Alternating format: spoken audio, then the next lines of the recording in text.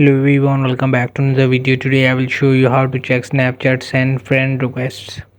So for this, the first step is to open the Snapchat app on this iOS device.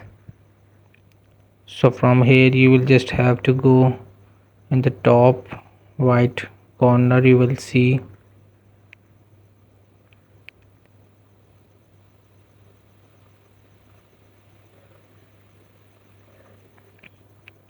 just tap to the top right corner of this plus icon. So from here, if you send someone request, it will be accept. You will be notification from here. So you can also add directly from here. You will see the yellow button plus add. So